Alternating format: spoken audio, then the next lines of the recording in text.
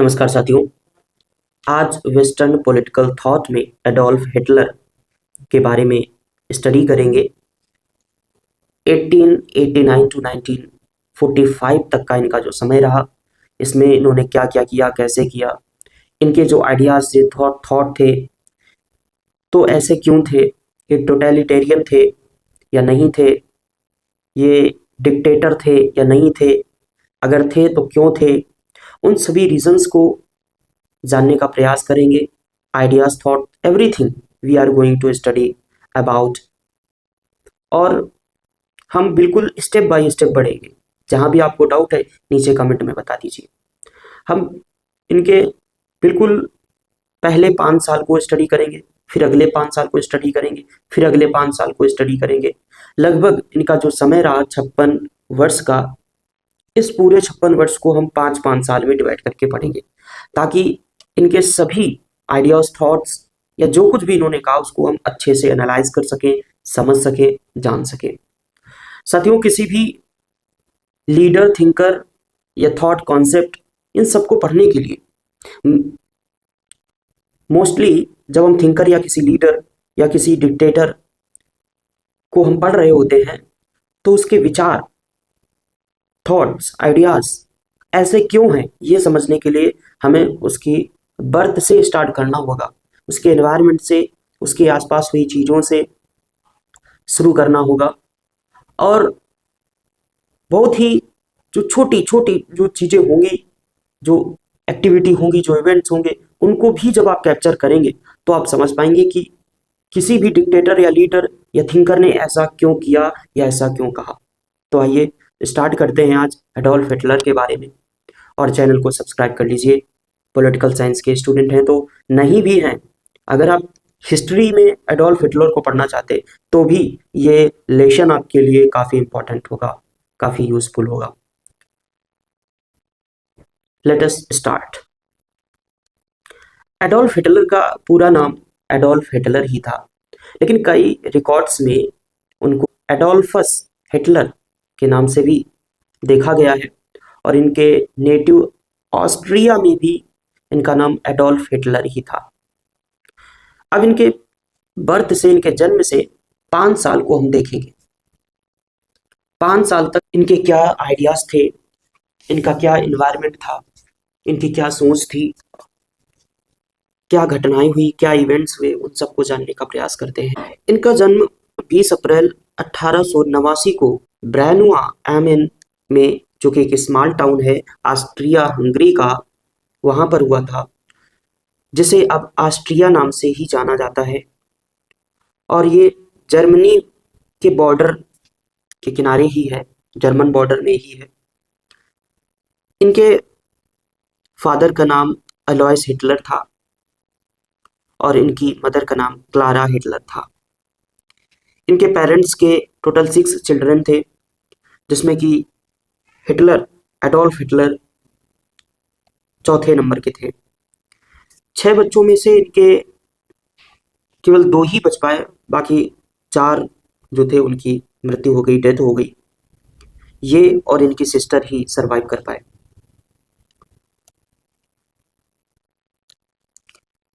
और इनकी family frequently move ही करती रही अर्ली एज में इनके, क्योंकि इनके फादर जो थे वो जॉब करते थे, जॉब की वजह से इनको एक स्थान से दूसरे स्थान पर जाना होता था। He was a quite child, बहुत ही इंट्रोवर्ट टाइप के ये चाइल्ड थे, बच्चे थे उस समय, but known to be strong willed. जो डिटरमाइन होते हैं किसी भी काम को करने के लिए, पैशनेट होते हैं, उनको स्ट्रॉन्ग विल्ड बोला जाता है। मतलब ये जो सोचते थे, जो करना चाहते थे, उसके लिए डिटरमाइन थे, दृढ़ निश्चय कर लेते थे उसको करने के लिए, एंड इमोशनल भी थे। His relationship with his father was strength.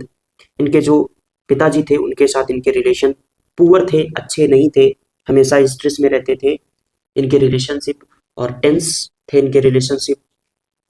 While he was deeply attached to his mother, जबकि उनकी मदर के साथ में इनका इमोशनल अटैचमेंट था, काफी डीपली अटैचमेंट था। अब क्वेश्चन ये आता है कि इनके जो रिलेशनशिप इनके फादर के साथ थे वो स्ट्रेंथ क्यों थे, टेंस क्यों थे, पुअर क्यों थे, अच्छे क्यों नहीं थे?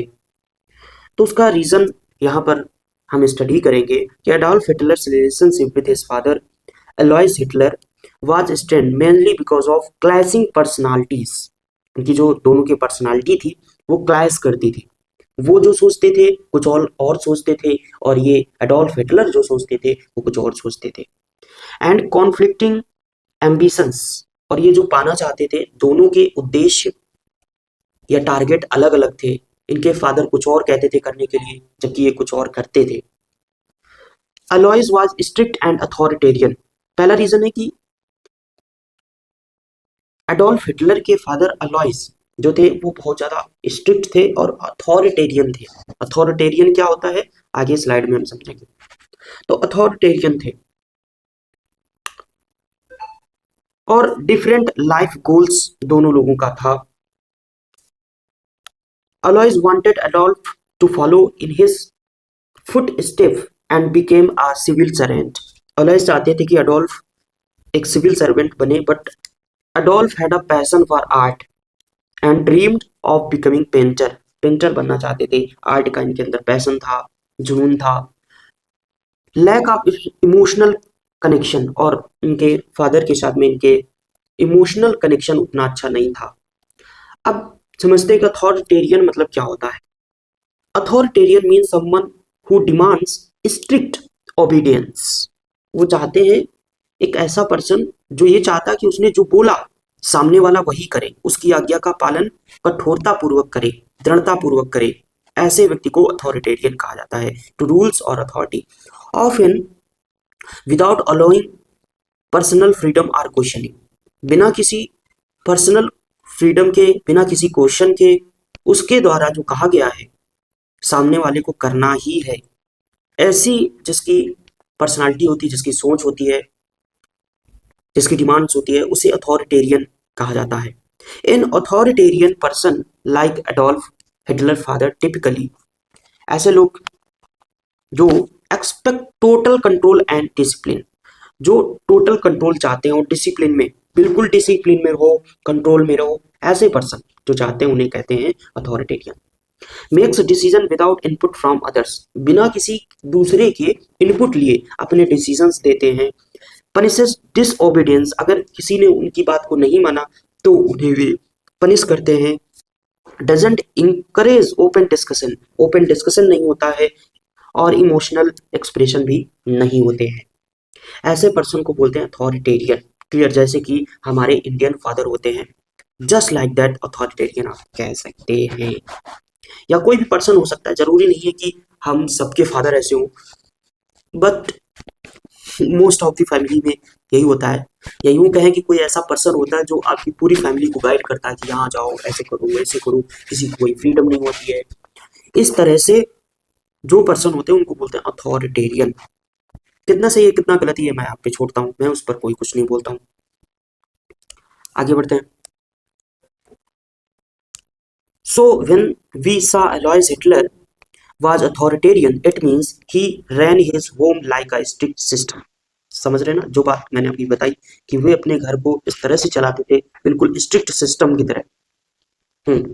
Where he made the rules, उन्होंने अपने रूल्स बनाए थे, और एक्सपेक्टेड एवरीवन, हर किसी से वो एक्सपेक्ट करते थे, अपेक्षा करते थे, स्पेशली अडोल्फ से, कि वह उनके द्वारा दिए गए कमांड्स को फॉलो करे बिना किसी आर्गुमेंट के।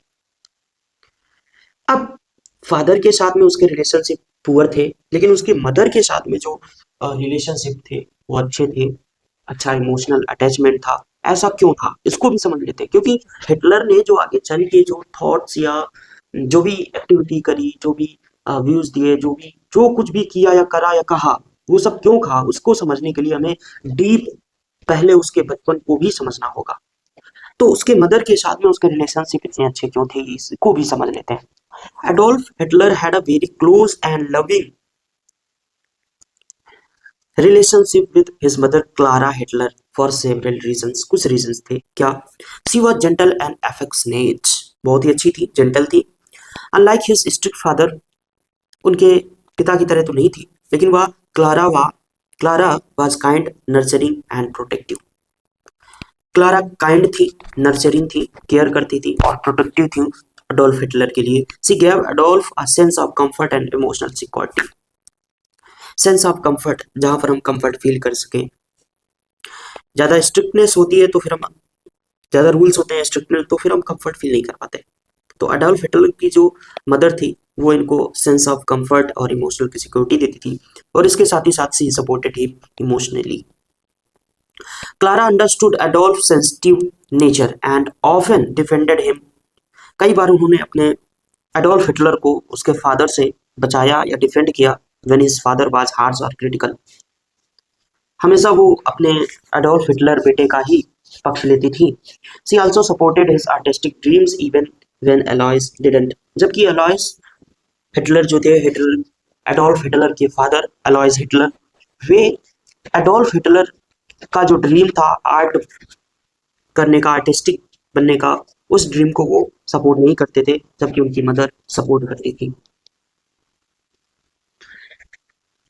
ही वॉज हर फेवरेट चाइल्ड, और वह उनके फेवरेट चाइल्ड भी थे। Adolf Adolf was very dear to Clara, specially because several of her mother children had died young. Adolf Hitler की माँ उन्हें इतना ज़्यादा प्यार क्यों करती थी, उन्हें इनकी केयर क्यों करती थी, उनके रिलेशन इतने अच्छे क्यों थे, उसका मेन रीज़न ये कहा जा सकता है कि उनके जो 6 चिल्ड्रन हुए, 6 बच्चे हुए, उनमें से सभी लगभग डेथ हो गई सभी की, और 2 ही बचे थे, एक सिस्टर और ये बेटा और बेटी, जिसमें कि ये फेवरेट थे। और तो ये मेन रीज़न था। This made her even more attach to him. She cared for him deeply during illness, और जब ये बीमार होते थे तो वे, इनकी माँ एडोल्फ हिटलर की अच्छे से केयर करती थी। When Adolf was sick as a child, which happened often, कई बार ऐसा हुआ जब ये सिक होते थे, बीमार होते थे, Clara would personally care for him, showing deep love and attention. Hitler was so emotionally attached to his mother that her death in 1907. 1907 में जब एडोल्फ हिटलर की मदर क्लारा की डेथ हुई तो इन्हें एक सदमा सा लगा, डिवास्टेड हिम, शॉक हो गए या स्ट्रेस में आ गए, डिप्रेस हो गया, ऐसा आप कह सकते हैं। Some historian believe her passing had a lasting psychological impact on him. कई हिस्टोरियंस ये मानते हैं कि उनकी मदर का इस तरह से पास हो जाना, इस तरह से उनकी मदर की डेथ हो जाना, एडोल्फ हिटलर पर एक बहुत बड़ा साइकोलॉजिकल इम्पैक्ट डाला। और वो साइकोलॉजिकल इम्पैक्ट क्या था, आइए देखते हैं। एडोल्फ हिटलर की मदर क्लारा हिटलर 1907 में दुनिया से चली जाती है, जिसकी वजह से इन पर एक साइकोलॉजिकल इम्पैक्ट पड़ता है बहुत बड़ा। और जब इनकी मदर इस दुनिया से गई तो ये केवल 18 वर्ष के थे, and she died of breast cancer. और उनकी मदर की जो डेथ हुई थी वो ब्रेस्ट कैंसर की वजह से हुई थी। बहुत ही पेनफुल इलनेस थी, जिनकी वजह से एडोल्फ हिटलर इतना डिप्रेस्ड हो गए, या उनके थॉट्स या उनके व्यूज या उनके एक्शन एक्टिविटी या जो कुछ भी चेंज हुआ, कहीं ना कहीं इसका भी कुछ ना कुछ योगदान था, ऐसा हिस्टोरियंस का कहना है। तो Hitler was devastated bye her death. Hitler बहुत ज़्यादा सदमे में चले गए अपनी माँ की डेथ के बाद। एक डॉक्टर थे जो क्लारा को ट्रीट कर रहे थे, उनका इलाज कर रहे थे। डॉक्टर का नाम था doctor Edward Bloch, who was Jewish. Later said, उन्होंने बाद में क्या कहा he had never seen someone grieve so deeply for their mother. उन्होंने इस तरह इतना ज़्यादा किसी को सदमे में नहीं देखा जितना कि एडोल्फ हिटलर हैं अपनी माँ के लिए। It felt Hitler feeling lost, depressed and alone. इसकी वजह से हिटलर डिप्रेस्ड हो गए, अलोन हो गए, लॉस्ट हो गए, specially since he already had a poor relationship with his father. और जबकि इससे पहले जो उनके रिलेशन थे फादर के साथ में वो ठीक नहीं थे, उसकी वजह से वो ऑलरेडी डिप्रेस थे, अलोन थे, और जब उनकी मदर चली गई तो और ज़्यादा हो गए। Loss stability, Clara had been his main emotional anchor, the only person who gave him love, support and protection. Her death left him without any strong family bond or guidance. Clara के जाने के बाद ये बिल्कुल अकेले हो गए, कोई सपोर्ट नहीं था, कोई प्रोटेक्शन नहीं था. After her death he drifted through life, falling to get into art school and living in poverty in Vienna. और उनकी डेथ के बाद उनका जीवन नीरस रहा बिल्कुल, और आर्ट स्कूल में चले गए, बिल्कुल पावर्टी में रहे, गरीबी में जिए, अभाव में जिए. वियना एक इस जगह है वहाँ पर. Influence on his world view, उनके चले जाने से, उनकी मदर के चले जाने से उनके उन पे एक सदमा लगा, और इस सदमे की वजह से, शायद इसी सदमे की वजह से वो इमोशनल हार्ड हो गए. इमोशनल हार्ड मीन्स वो कोल्ड हो गए, बिटर हो गए, या विड्रॉन हो गए, अंतर्मुखी हो गए. Some historians suggest it played a role in developing his obsession with control, or hatred of weakness, and possibly even his later extreme ideologies. और उनकी जो बाद में जो आइडियोलॉजीज रही, उनके जो थॉट्स रहे, उनमें भी कुछ ना कुछ चेंजेस इस इंसिडेंट, इस इवेंट की वजह से आया, जब उनकी मदर पास हो गई, जब उनकी मदर इस दुनिया से चली गई. साथियों, तो ये पहला वीडियो है. कैसा लगा कमेंट में बताइए. कोई सजेशन देना चाहते हैं दे दीजिए, please, you are most welcome. अगले वीडियो में हम देखेंगे एज 5 to 10, 5 से 10 साल के बीच में क्या क्या उनके साथ हुआ, क्या क्या उन्होंने कहा, किया, करा, वो सब हम अगले वीडियो में देखेंगे. Next video. ये पीडीएफ भी मैं आपको प्रोवाइड करा दूंगा. चैनल है जिसे मैंने डिस्क्रिप्शन में लिंक शेयर कर दिया है. शशि शायर 9219 आप सर्च कर सकते हैं टेलीग्राम पर. शशि शायर @ लगाइए, SCHASCHISCHAYAR, शशि शायर 9219 पर सर्च करेंगे तो ये पीडीएफ मैं उस पर भी शेयर कर दूंगा, हिटलर के सारे थॉट्स को स्टडी करने के बाद. Thanks for watching. मिलते हैं अगले वीडियो में.